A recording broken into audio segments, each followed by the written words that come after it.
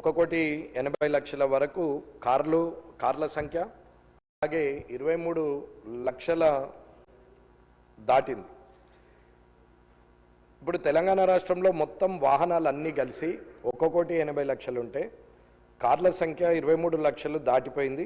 ప్రతి సంవత్సరం 9 లక్షలకు పైగా కొత్త కార్లు రోడ్డుపైకి వస్తున్నాయి.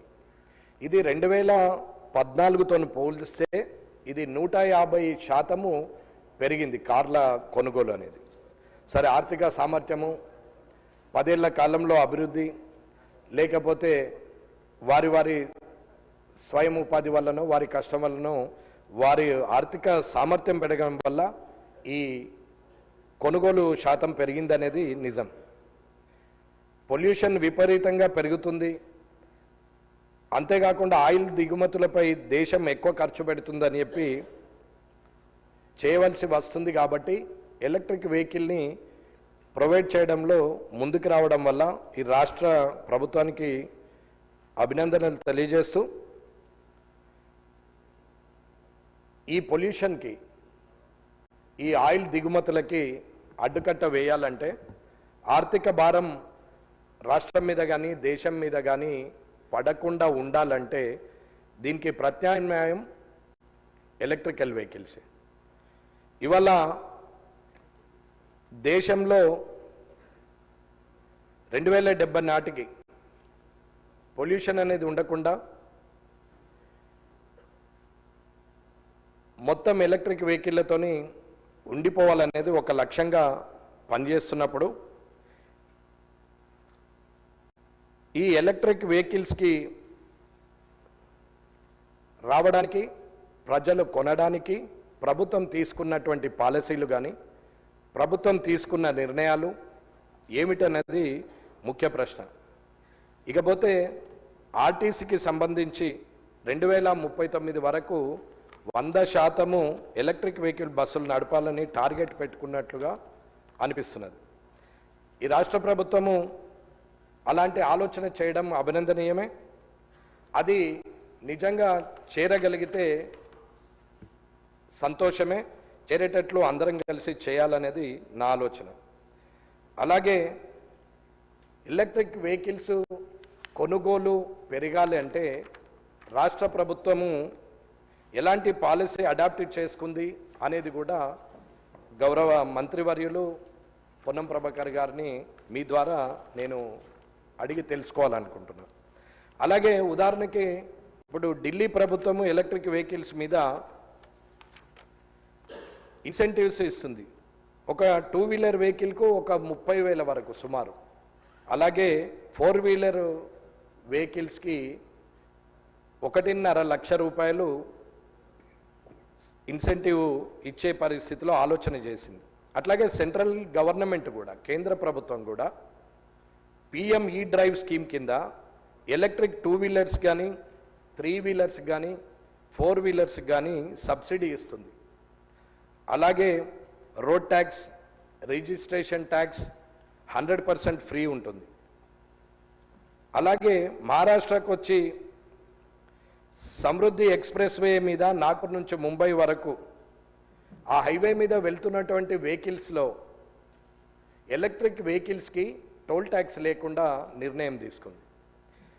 అలాగే తెలంగాణలో కూడా వెహికల్ పర్చేజ్ మీద సబ్సిడీ ఉందా లేదా, ఒకవేళ కొనుగోలు ఎలక్ట్రిక్ వెహికల్ ఎక్కువ చేయాలి అని అనుకుంటే మనం ఎలాంటి పాలసీ తీసుకొస్తే హైదరాబాద్లో పొల్యూషన్ నుంచి బయటకు వస్తాము అనేది కూడా ప్రభుత్వం ఆలోచించాలనేది నేను కోరుకుంటున్నాను.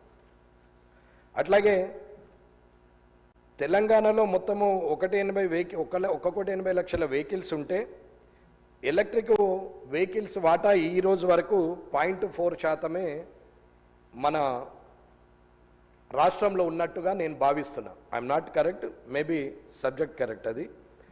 ఇక తెలంగాణ మొత్తంలో ఎలక్ట్రిక్ వెహికల్లలో హైదరాబాద్లోనే 60% ఉంది. రూరల్ ఏరియాలో చాలా తక్కువ ఉంది, 40%. అంటే ఒక్క హైదరాబాద్లోనే మెజారిటీ షేర్ ఉంది. ఎందుకు అని అంటే ఎలక్ట్రికల్ రీఛార్జ్ స్టేషన్స్ రూరల్ ఏరియాస్కి కనెక్టివిటీ చేయకపోవడం, state to districts, district to మండల్కి మనం ఆ కనెక్టివిటీని ఆ రేడియస్లో ఎలక్ట్రికల్ వెహికల్స్ రీఛార్జ్ స్టేషన్స్ని మనము ఏర్పాటు చేస్తే ఇంకా కొనుగోలు అవుతుందనేది నా ఆలోచన. ఒక మామూలు వ్యక్తిగా నేను ప్రజల్లో ఉండి చూసిన దాని ప్రకారంగా ప్రతి ఒక్కరు కూడా ఎలక్ట్రిక్ వెహికల్ వైపే చూస్తున్నారు, ఎలక్ట్రిక్ వెహికల్ కొనుక్కోవాలని ఆలోచిస్తున్నారు. కానీ నాతో సహా ప్రజలకు ఉన్నటువంటి సందేహం ఏంటంటే 300 కిలోమీటర్లు 400 కిలోమీటర్లు అంటే మిడిల్ క్లాస్ పీపుల్ అఫోర్డబుల్ చేసేది 300 కిలోమీటర్లు 400 కిలోమీటర్లు పోయే లోపల ఛార్జింగ్ స్టేషన్స్ లేకుంటే రూరల్ ఏరియాలో కష్టం కాబట్టి ఆలోచన చేసే పరిస్థితిలో ఉంది అనేది నేను అనుకుంటున్నాను. ఇది నా స్వానుభవం. అట్లాగే ఇవాళ మన రాష్ట్రంలో 70,000 వెహికల్లు మాత్రమే ఎలక్ట్రిక్ వెహికల్స్ ఉన్నాయి. కానీ మహారాష్ట్రలో 3 లక్షలు ఉన్నాయి, అలాగే కర్ణాటకలో 2.5 లక్షల వరకు ఉన్నాయి, అలాగే తమిళనాడులో 1,70,000 వరకు ఉన్నాయి, అలాగే తెలంగాణలో ఓన్లీ 70,000 మాత్రమే ఉంది అనేది నా అభిప్రాయం. ఇది అథెంటిక్గా నేను మాట్లాడలేదు, కానీ ఇది నేను నాకున్న ఆలోచన మీద, నాకు తెలుసుకున్న పరిజ్ఞానం మీద నేను మాట్లాడుతున్నటువంటిది. మేబీ నిజం కావచ్చు అనేది నేను అనుకుంటున్నాను. కారణము ఇవన్నీ మన దగ్గర 70,000 ఉండడం, మిగతా దగ్గరలా ఎక్కువ ఉండడానికి కారణం ఏంటంటే రీఛార్జ్ స్టేషన్లు అనేది ఒకటి, రెండవది ఇన్సెంటివ్స్ ఇవ్వాలి, మూడవది బ్యాంకులు కొన్ని ఎలక్ట్రిక్ వెహికల్లకు మేము ఇవ్వమనడము తెలుస్తుంది. అది ప్రభుత్వం బ్యాంకర్స్తోని మాట్లాడి నిర్ణయం తీసుకుంటే బాగుంటుంది అనేది ఆలోచన ఇస్తుంది. ఇకపోతే నా సలహా సూచన, మన ప్రభుత్వం ఈ 5 ఏళ్ల టర్మ్లో 2 ఏళ్ళు అయిపోయింది, ఇంకా 3 సంవత్సరాల్లో ఈ పొల్యూషన్ తగ్గాలి, ఎలక్ట్రిక్ వెహికల్స్ ఈ రాష్ట్రమే ప్రథమ స్థానంలో ఉండాలి. భారతదేశంలో తెలంగాణ రాష్ట్రంలోనే అతి ఎక్కువ సేల్ ఉన్నటువంటి రాష్ట్రంగా ఉండాలి.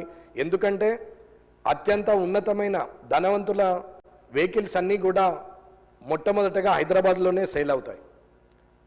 కాబట్టి ఇవాళ ఎలక్ట్రిక్ వెహికల్స్ మిడిల్ క్లాస్కి, below middle class poverty line వాళ్ళకి ఇవాళ అవకాశం ఉంది. కాబట్టి దయచేసి ప్రభుత్వము నేను ఇచ్చే సలహాను సూచనగా తీసుకొని మీరు నిర్ణయం తీసుకుంటారని అనుకుంటున్నాను. తెలంగాణ ఎలక్ట్రానిక్ వెహికల్స్కు road tax, registration charges complete exemption ఉన్నా అది మొదటి 8,000 వెహికల్లకే ఉంది. కాబట్టి తర్వాత వీటికి ఇస్తలేరు అనే దాని మీద తీసుకోవడం తగ్గిపోయిందని ఆలోచిస్తున్నాం. కాబట్టి ఇవన్నీ ఇస్తూ ఎలక్ట్రికల్ రీఛార్జ్ స్టేషన్స్ కూడా పెడితే ఇంకా వెహికల్స్ అన్నీ ఎలక్ట్రికల్ వెహికల్స్ అవుతాయి. గవర్నమెంట్ అధికారులు ఉపయోగించిన, గవర్నమెంట్లో ఉన్న శాసనసభ్యులం మనం ఉపయోగించే వెహికల్స్ కూడా మంత్రులైనా, ఎమ్మెల్యేలైనా, అధికారులైనా, చీఫ్ సెక్రటరీ నుంచి పంచాయత్ సెక్రటరీ వరకు ఎవరికైనా వెహికల్ ఉన్నా వారందరూ కూడా ఎలక్ట్రిక్ వెహికల్లకి మారితే బాగుంటుంది అనేది నా అభిప్రాయం. దీన్ని గౌరవంగా తీసుకొని అందరం ఆ అడుగు ముందుకేసి పొల్యూషన్ తగ్గించాలని కోరుకుంటున్నాను. శ్రీ డాక్టర్ పాల్వాయి హరీష్ బాబు గారు.